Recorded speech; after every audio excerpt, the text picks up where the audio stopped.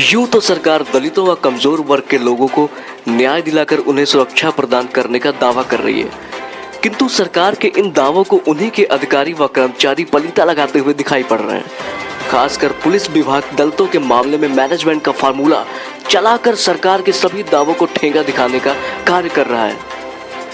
ताजा मामला गोंडा जनपद के थाना क्षेत्र तरफगंज के भैरमपुर का है, जहां के निवासी दलित राकेश कुमार पासवान ने थाने पर तहरीर देते हुए कहा कि 15 अक्टूबर की सुबह जब वो शौच के लिए अपने खेत पर गया हुआ था तो उसी के गांव के कुछ दबंग लोगों ने पुरानी रंजिश के चलते उसको लाठी डंडे से मार पीट कर घायल कर दिया। मारपीट के दौरान पीड़ित को गंभीर चोटें आई, जो कि शरीर पर आसानी से देखी जा सकती है। पीड़ित न्याय की उम्मीद लिए थाना तरफगंज पहुंचा और तहरीर देखकर दोषियों के विरुद्ध कार्यवाही की मांग की, मगर वहां तैनात थानेदार का हैरत अंगेज खेल सामने आया। पीड़ित ने आरोप लगाते हुए बताया कि तरफगंज थाने पर तैनात थाना अध्यक्ष संतोष कुमार सरोज ने पीड़ित की तहरीर पर कोई कार्यवाही न करते हुए उसे दावा कराकर घर चले जाने की बात कही। तो थाना अध्यक्ष महोदय बिना चिकित्सीय परीक्षण कराए पीड़ित का इलाज कराकर मामले को रफा दफा करने के प्रयास में लगे रहे। पीड़ित ने अपने साथ न्याय न होता देख तरफगंज सीएचसी पर पहुंचकर स्वयं अपना चिकित्सीय परीक्षण कराकर इलाज करवाना चाहा, जहां पर पीड़ित की गंभीर चोटों को देखते हुए उसे जिला चिकित्सालय गोंडा के लिए रेफर कर दिया गया। नाम है भैया? जी राकेश कुमार पासवान नाम है जी। कहाँ घर है? दुर्गापुर मौजा भैरमपुर। अच्छा, ये आप आज सीएचसी पर आए हैं, क्या मामला है? सर यहाँ पे कोई सुनवाई नहीं कर रहे हैं। मामला क्या है पूरा बताइए। क्या चोट लगी है, कैसे चोट लगी, क्या मामला बताइए। सर ये चोट लगी, हम 9 दिन का व्रत थे तो सुबह 6:30 बजे हम लेटरिन करने जा रहे थे नदी पे। किस दिन? कब? आज सुबह 6:30 बजे तो लेटरिन करने जा रहे थे, तो इतने में ये लोग पीछे से। कौन कौन लोग? मतलब ये राज किशोर, इनके पुत्र शंकर और एक लल्लू, ये तीनों लोग प्लान बना के मतलब हमें पीछे से पकड़ के और लाठी से चार्ज करने लगे। तो हम हाथ से रोकने लगे तो 2-3 लाठी हाथ से टूट गई। उसके बाद में फिर पकड़ के दूसरी लाठी मंगवा के सिर पे मारे, सब सिर फोड़ दिए। हम अपनी जान में मतलब पैर से यहाँ से फ्रैक्चर है सर पूरा, पीठ पर भी वार के पीछे से मारने लगे सर। अपने बचाने की बहुत कोशिश की तो गाँव वाले 1-2 लोग मतलब जब आप पकड़ लिए, बचाने की कोशिश किया तो वो लोग सर हमको मतलब छुड़ा दिए। हमारे पास कुछ नहीं था तो हम दिन का भूखा भी थे। अच्छा, ये कब की घटना है? ये आज सुबह 6:30 बजे की बात है। अच्छा, ये मारे क्यों आपको? ये सर पहले से मतलब दुश्मनी चल रहा था। अच्छा। मुकदमा चल रहा था। अच्छा। तो मतलब ये धमकी दे रहे थे कि मारेंगे, इसीलिए मारे भी। हाँ। अच्छा, आपने थाने पर तहरीर दी? हाँ सर गए थे। तो यहाँ तहरीर दिए एसओ साहब को? हाँ सर दिए। क्या बोले एसओ साहब? वो सर बोल रहे हैं कि जाके प्राइवेट में ये सब डॉक्टरी करवा लो, सफाई करवा लो सर। मतलब वो लिख के दे नहीं रहे हैं कि मतलब डॉक्टरी करवा लो। वो मुकदमा नहीं दर्ज कर रहे हैं? कुछ नहीं कर रहे हैं सर। मेडिकल भी नहीं करवा रहे हैं? आए हैं सर, एक बार यहाँ दर्ज करवाए, उसके बाद में भेज दिए पकड़ी चले जाओ। अच्छा, मतलब वहाँ मेडिकल नहीं करवा रहे हैं आपका? ना मुकदमा दर्ज कर रहे हैं? ना कुछ नहीं कर। यहाँ दवा कराने के लिए भेजे हैं आपको? बस यहाँ दवा करवाने के लिए भेजे हैं। किसके साथ भेजे हैं आपको? सर 2 लोग हैं बस। अच्छा, उनके साथ क्या बोले कि जाओ दवा करा के घर चले जाओ? यही बोले हैं वो सर, तो कुछ भी नहीं बोले हैं। अच्छा, ये क्या कह रहे हैं कि दवा करा के चलो हम आए हैं, हम हैं ना, जो हम दवाई करवा देते हैं बस। अच्छा, दवा करा के घर चले जाओ। हाँ बस। मुकदमा नहीं लिखना चाहते हैं? कुछ भी नहीं कर। आपने कहा नहीं कितनी चोट लगी है, मुकदमा क्यों नहीं लिख रहे हैं? आए हैं, बेहोश हो गए थे सर, 9 दिन से खाना भी नहीं खाया। आप कहे नहीं कि आप मुकदमा लिखिए हमारा? हमने कहा सर डॉक्टरी भी लिखवा दीजिए। उन्होंने कहा कि चलो हम जो कुछ करना है कर लेंगे, लेकिन कुछ भी नहीं किया सर। कुछ नहीं किया। अच्छा, बात यहाँ खत्म नहीं होती। यहाँ पीड़ितों की दुश्वारियां चरम पर है, क्राइम का बोलबाला है। अब बात करते हैं थाना क्षेत्र के ग्राम सिंहा चंदा का, जहाँ के निवासी बजरंगी पर 12 वर्षों तक दबंगों का कहर बरपता रहा। थाने में तहरीर दी गई, मगर यहाँ भी पुलिस हाथ पर हाथ धरे बैठी रही।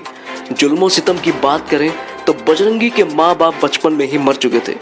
बेसहारा बजरंगी को गांव के एक दबंग युवक ने 10 मई 2010 को आंख में पट्टी बांधकर अपने रिश्तेदार के घर अयोध्या पहुंचा दिया। बजरंगी चाह कर भी भाग न सका, क्योंकि उसे घर में कैद कर दिया गया। अयोध्या से उसे फुटहिया बाजार मस्करवा भेज दिया गया। यहाँ से शुरू होती है बजरंगी पर जुल्मों सितम की कहानी। बजरंगी को बंधुआ मजदूर बनाकर 12 वर्षों तक उससे गुलामी करवाई गई। इसी बीच एक दिन जब वह भागना चाहा तो पकड़ा गया और जालिमों ने उसे जलती आग में धक्का दे दिया, जिससे उसकी 2 उंगलियां बर्बाद हो गई और वो अपाहिज हो गया। इतना कुछ देखकर पूरी कायनात कांप उठी होगी। मगर मामले की शिकायत पर तरबगंज के बेखौफ थानेदार के माथे पर शिकन तक न आया और तहरीर के बावजूद चैन की बंशी बजा रहे हैं। तीसरा मामला जनपद के तरबगंज थाना क्षेत्र में आने वाली ग्राम पंचायत रामापुर के मजरे-दीनपुरवा का है, जहां के अरमान अली का कहना है कि दिनांक 8 अक्टूबर 2021 को जब वह अपने पिता के साथ खेत देखकर घर आ रहा था तो रास्ते में दबंगों ने उसे व उसके बुजुर्ग पिता को लाठी डंडे से पीटकर घायल कर दिया। उसने बताया यह एक बार की बात नहीं है, आए दिन दबंग उसे इसी तरह से मारते पीटते हैं। उसका कहना है कि थाने में जब भी तहरीर देते हैं वहां सिर्फ एनसीआर दर्ज किया जाता है, जिसके चलते दबंगों के हौसले इस कदर बुलंद हैं कि आए दिन वो दबंगई का नंगा नाच करके उन पर कहर बरपाते हैं। मामले में प्रभावी कार्रवाई न करके पुलिस द्वारा महज एनसीआर दर्ज कर मामले को रफा दफा करने का प्रयास किया जाता है। हमारा नाम अरमान अली है, गांव दीन सिंह पुरवा है, रामापुर हमारा मौजा तरबगंज। और मैं 5 तारीख को शाम को अपने पिताजी के साथ खेत देखने गया था। वहां से लौट रहा था तो रास्ते में बादुपुरवा के पास सहबान अली, कौशल अली और सहबान अली के लड़के इमरान अली 3 जन हमको सोटा और हाकी और लाठी से हमको मारने के लिए एकदम दौड़ाए मारने, लेकिन मैं गाड़ी नहीं संभाल पाया, गिर गया। वहीं पर हमारे पिताजी को भी मारे, हमको मारे। और ये घटना एक नहीं कई घटना कर चुके हैं, लेकिन कोई सुनवाई नहीं हो पा रही है।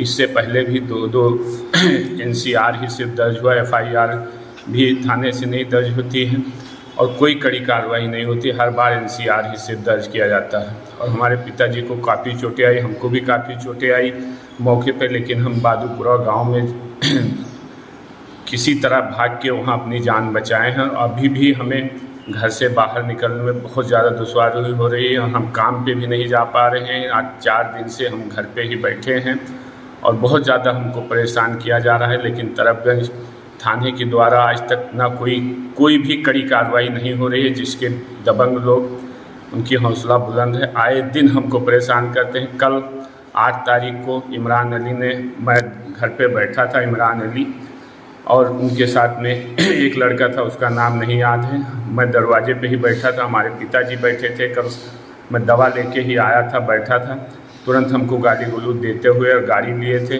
और गाड़ी लेके चले गए। और गाली आए दिन ये लोग हमें परेशान करते रहे हैं और हमारे घर में बहुत ज़्यादा डर और खौफ का माहौल है। हमको जान से मारने की धमकी बार बार दी जा रही है और इसकी वजह से हम कहीं काम पे भी नहीं जा पा रहे हैं, अपने घर में ही बैठे हैं। हम बहुत परेशान हैं। बाद हम मुख्यमंत्री के पास भी शिकायत किए हैं, एसपी साहब के पास भी शिकायत किए हैं, डीएम साहब के पास भी शिकायत किए हैं कल और इससे पहले भी किए हैं, लेकिन थाने से कोई कार्रवाई नहीं होती है। कल भी किए हैं और अब देखते हैं क्या होता है पुलिस, थाने और पुलिस के द्वारा।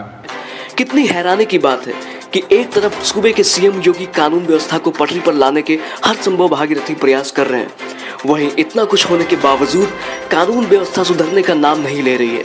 खुलेआम शासन के मंशा पर पानी फेरा जा रहा है। सूत्रों के मुताबिक अधिकांश मामलों में दर्ज एनसीआर अपराध छिपाने का कवच बनता जा रहा है और दबंगों के हौसले बुलंद होते जा रहे हैं, जिसके चलते पीड़ित थाने से निकलकर आला हाकिमों तक चक्कर लगाता रहता है। बावजूद इसके न्याय पाना टेढ़ी खीर जैसा हो जाता है। INP न्यूज से नवल पांडे की रिपोर्ट।